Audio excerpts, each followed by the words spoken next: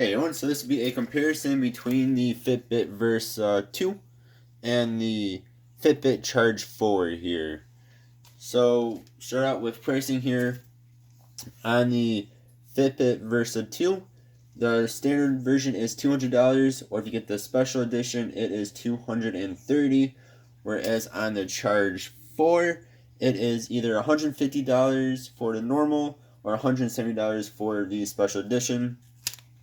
This one I have the Versa 2. I have just the silver, the standard edition. Whereas on the Charge 4, I actually bought the special edition because it's only like 20 bucks more, and then you get a cool looking band. Let's show off that band real fast here. It's a very nice looking band. It's supposed to be reflective as well. This is actually like a. It's not just silicone either. It has a nice feel to it. It's a nice material to it there. So on the outside here, I just want to show off the differences of what each one has. So you have one button on the Versa 2 on the left hand side here. Then you have the display, which is a color display. Very sharp looking, very high resolution display. Very nice looking display. And you have the color on it. Then we have our mic, because this does have built-in Alexa, so you can talk to Alexa. By doing that, you just hold down the button. And of course, all my other devices with her on it turn on. The back here, you have your charging there, and then you have your heart rate there as well. These bands are, to me, a bit more annoying to get off. Show off the charge in just a moment here. But you have, hopefully you guys can see that, there's just that little button here, this little thing here. You gotta move it down, then this kind of pops off. When it's off, and then putting it back on is a bit more of a pain. You gotta put it in at a certain angle, and then in order for it to get in there, and you have to move the button out of the way. It's just kind of a pain. It's not the best way that they could have done this, but they are removable. And you do get both small and large bands on here. One quick thing to know about this band is you only get one little strap here. The Charge actually has two straps. I don't know if that's the correct wording for that, but I'm just going to call it straps there. So that's that. And then when you lay it down here, it does not lay down flat. Hopefully you guys can see that, but it kind of sticks up. If I won't knock it over there. And then on the Charge 4, again, you get two straps. So this has the, according to the website, it's an OLED display, but it's a grayscale. So you can see there's no color to it. It does not have a color display. So the Versa wins on that one for sure. There's still a nice looking display. It just isn't in color here. So it also has the heart rate sensor on here, and then your charger as well. This has a lot nicer bands to get on and off. Hopefully you guys can see there's just a little button here, a little thing. That's not a button, but push that in, wiggle it off, it pops right off. And you get back on, you just click it back on. Versa, I said, I'm not even going to show you guys. It's a lot more annoying to get on and off. This is super easy. I really like that. Again, this one comes with, this is, again, the special edition, so you get this really cool looking band here. And then you also get the silicone band as well.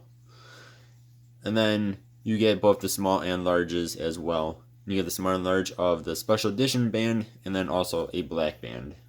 And real quick here is the black band. I haven't even taken them out of their little plastic wrap here because I really like the band that the special edition has. Yeah, this is just the standard band though. So if you do not get the special edition, this is what you'll get.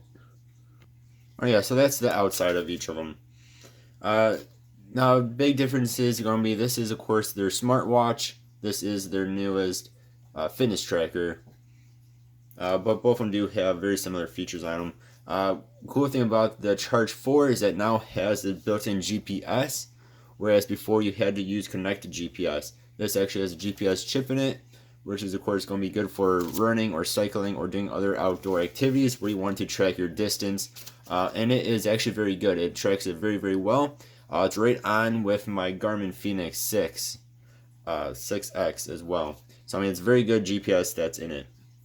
Whereas the Versa 2, you only get connected GPS, which means you have to have it connected to your phone if you want to 100% track your distance and where you've gone in outdoor activities. Without your phone being connected to it, it's just going to use its accelerometer, and it's not going to be anywhere near as accurate as say the Charge 4 with actual built-in GPS. Some people that won't matter, but to me personally, I do not like bringing my phone with when I go for runs. My phone is big. It's just very clunky and in the way. So with the Charge 4, you don't have to have your phone, but with the Versa 2, you do have to have your phone if you want it to have GPS. Now this guy, being the smartwatch, will actually show off here music. So this actually has a couple different music options here. So you have Spotify. You have built-in music, so you can download music to it from your computer. You also get Deezer, and you also get Pandora on there as well. We'll come back to these other apps in a moment here. So this can actually have built-in music. The Charge 4, you're stuck with, it does have Spotify, so you can control your Spotify, but again, that is just controlling it from your phone. Otherwise, that is really all that you get for music. So you can control the music, but you cannot actually put music on the device itself. Talk about battery life real fast here. So the Versa 2, according to the website, is 4+ days. And then if you keep the always on display on, which is an option on the Versa 2, but not on their Charge 4, that's going to kill your battery even more. So it says 4+ days. And then whereas on the Charge 4, it says 7+ day battery, unless you are using unless you're using the built-in GPS. So with that built-in GPS, it says you can get up to 5 hours of continuous use using the GPS. I have my notes here. So of course that 7-day battery life is going to go down if you're using GPS. From my about 20-minute, half-hour runs, it seems like battery goes down by about 10% or so. I don't run very far. It's only 5Ks or so, less than that. It goes down by around 10 to 15% battery, from what I've noticed at least. So let's talk about the main feature that this has that does not, besides from the music, from actually having music on here. This has the built-in Alexa. My other device don't go off again. So you just hold down this button. I don't have her set up on here. You just push on the button and you say anything to her that you could say to any other device that has it on there, and then she will respond. Now she does not actually speak to you. There's no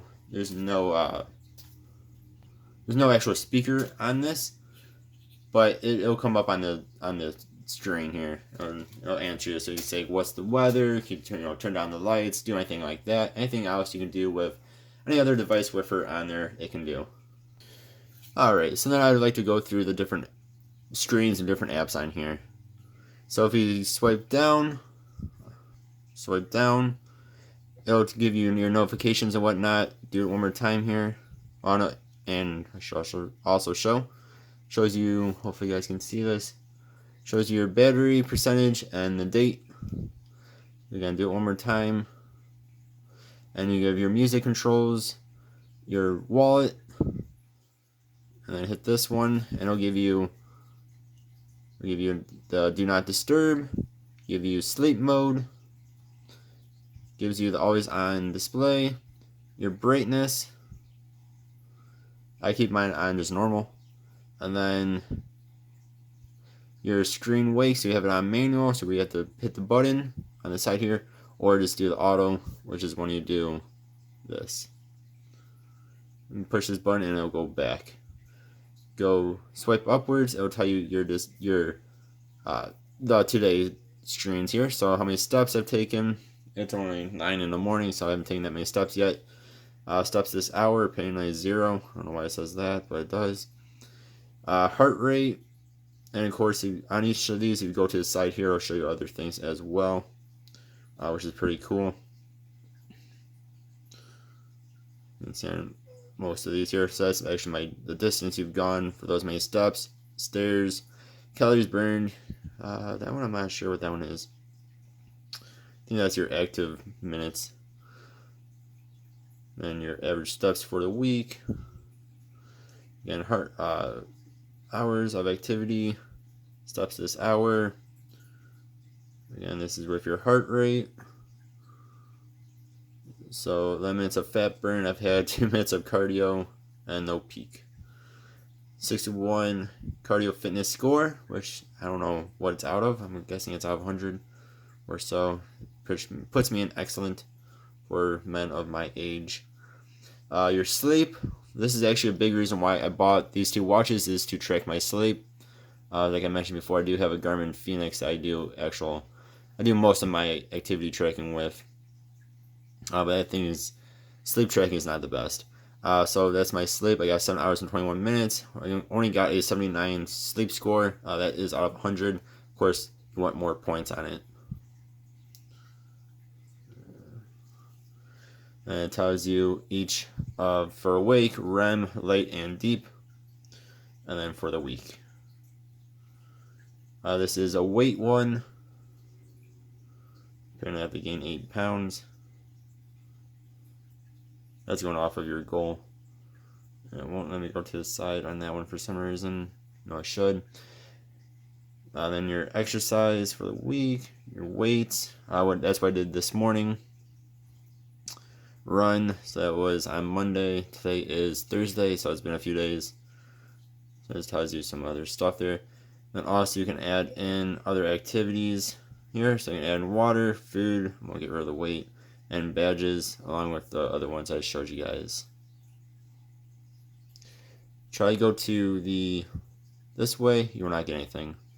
So go to the left here, so you have your exercise. So this does come with a whole bunch of different exercises in it.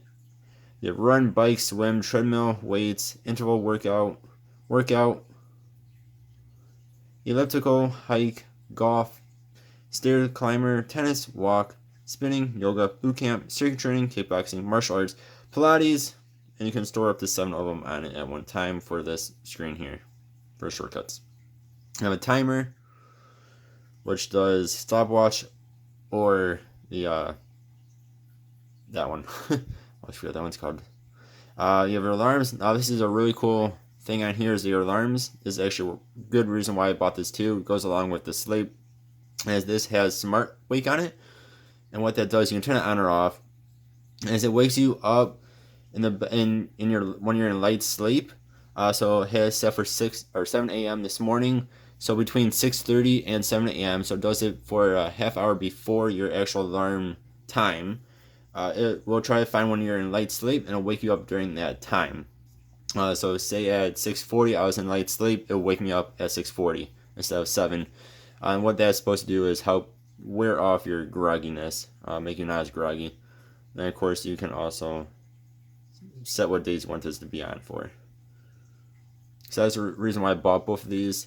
Charge 4 sadly does not have it on it. It's supposed to come to it from what I've read, but has not appeared yet. Then you get Spotify. Then your relax timer here. And that just does the deep breathing exercise there. So breathe in, breathe out. It's supposed to help calm you down, relax you. You have your weather. You have your actual onboard music. So if you put music onto the device itself from your own database or your own music, I don't know why I said database, but from your own music, it'll be there. You have your Fitbit wallet. Your settings, of course, Pandora, Deezer. We have Strava, which I don't have set up here. That is for exercises. You have your Starbucks, tips for the watch, your calendar or / agenda. Clock, so you can change the different faces here. Do up to 5 of them. I really like this one. I downloaded that off of the Fitbit app. And then you have your Alexa on there. I don't want my other devices waking up again. Yeah, so that's all the different features on here. Then we'll show off the Charge 4 real fast. A lot of it's the same, just doesn't have as much stuff. So this, again, you can get different watch faces on here, but nowhere near as many as you can on the Versa or the Ionic, which is their other smartwatch. And that's because this is their one of their activity trackers. This is an actual smartwatch, so they don't give you as many options. They still give you, I want to say, between 10 and 15 different faces, but they're all pretty similar. So again, swipe down. I feel like the Versa is better in responsiveness. A lot of times when I do try to swipe down on this, it swipes to the right. So again, just notifications are on there. That's all you really get there. Swipe up, you do get your daily stuff. And you can see there, it loads very fast. It just loads. Where this one is you guys saw, it took a second or two for it to load.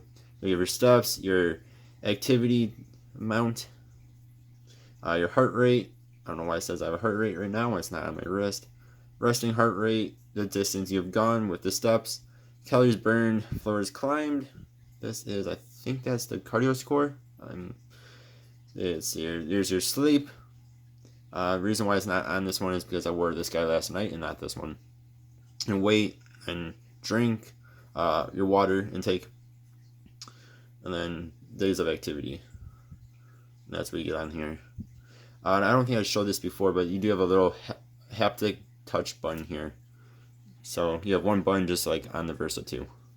And you push it to go back and push it to turn on and off the screen.